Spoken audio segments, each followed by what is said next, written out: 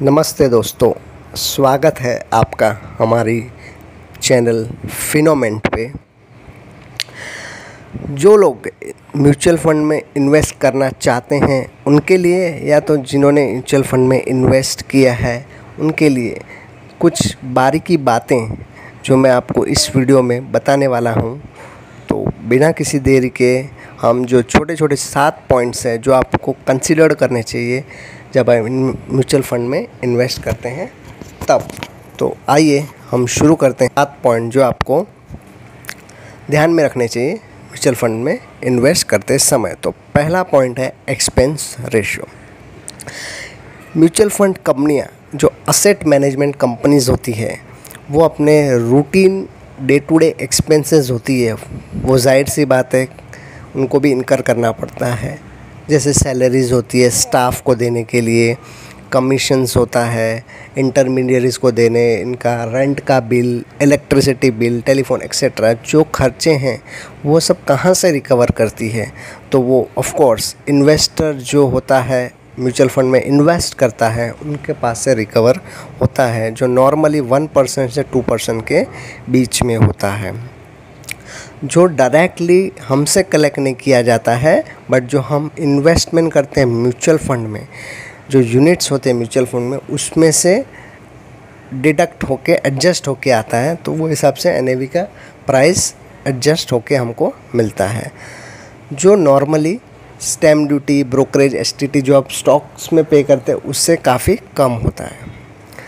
तो चलिए हम दूसरे पॉइंट्स पे जाते हैं जिसका नाम है डायरेक्ट प्लान ऑप्शन। आपने सुना होगा 2 टाइप के प्लान होता है, एक डायरेक्ट प्लान और एक रेगुलर प्लान होता है।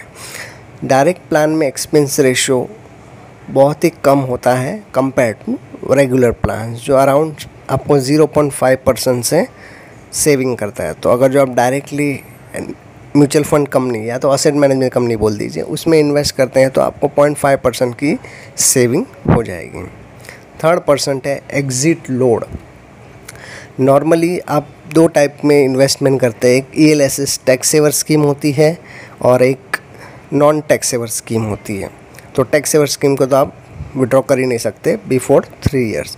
बट अगर जो नॉन टैक्स सेवर स्कीम है उसमें मिनिमम आपको 365 डेज तक इन्वेस्ट करना पड़ता है। अगर जो उसके पहले विड्रॉ करते हैं तो आपको exit load in the form of penalty लगता है, जो अराउंड 1% to 3% होता है, जो आपको ध्यान रखना है रिडम्पशन करते टाइम। चौथे पॉइंट पे जाते हैं।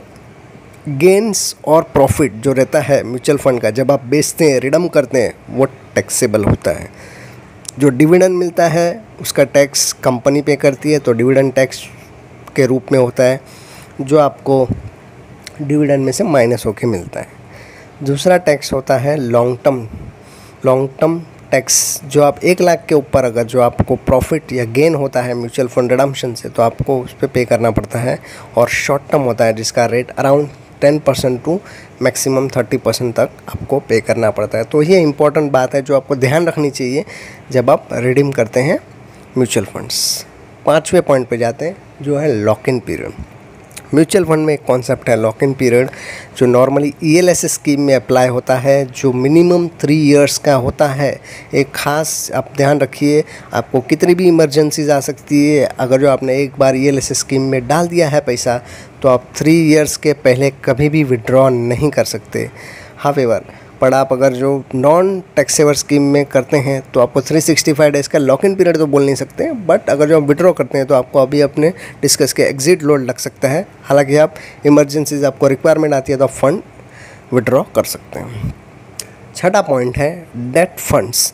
डेट फंड्स मतलब जो कंपनी हम जो इन्वेस्टमेंट करते हैं म्यूचुअल फंड डेट वाले, वो कंपनी जो आगे कंपनी है वो बॉन्ड्स, डिबेंचर, लोन्स में इन्वेस्ट करती है। तो आपको पता है लोन्स में कितना बड़ा रिस्क होता है, अगर जो ना पे करें, डिफ़ॉल्ट करें तो वो रिस्क है, तो हमें अपने पैसे वापस नहीं मिलते। इंटरेस्ट रेट है, इंटरेस्ट का इंस्टॉलमेंट नहीं पे करते, वो रिस्क है।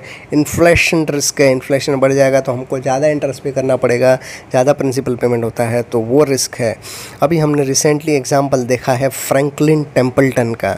फ्रैंकलिन टेम्पल्टन ने अपनी काफ़ी डेट फंड को क्लोज़ कर दिया है। उसके कारण यही है कि उसको क्रेडिट रिस्क, जैसे डिफ़ॉल्ट रिस्क होता है, पेमेंट ना करती है सामने वाला इन्वेस्टर तो उनको खामियाजा भुगतना पड़ता है, इंटरेस्ट नहीं पे करती है। तो वो चलते फ्रैंकलिन टेम्पल्टन ने अपनी काफ़ी स्कीमों को, डेट फंड को क्लोज़ कर दिया। तो आप जब इन्वेस्ट करें तो डेट फंड के बारे में ज़रूर ही ध्यान रखिए, क्योंकि बहुत ही इम्पॉर्टेंट पॉइंट है।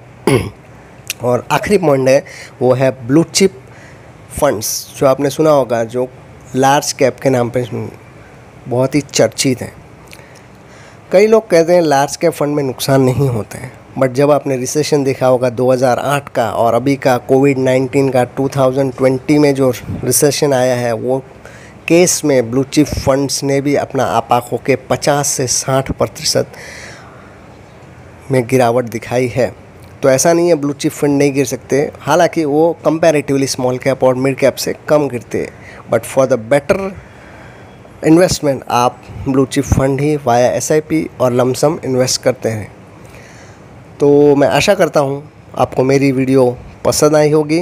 अगर जो पसंद आई है तो आप लाइक एंड शेयर करना ना भूलें, और हमारी चैनल फिनोमेंट है उसको आप सब्सक्राइब ज़रूर कीजिए, और जो बाजू में बेल आइकन आता है उसको दबाना ना भूलें, क्योंकि अगली आने वाली वीडियोस के नोटिफिकेशन आपको उसी से मिलेंगे। आशा करता हूँ आपको वीडियो पसंद आया होगा, और मिलते हैं हम अगली वीडियो में कुछ नए टॉपिक्स के साथ। तब तक बाय बाय।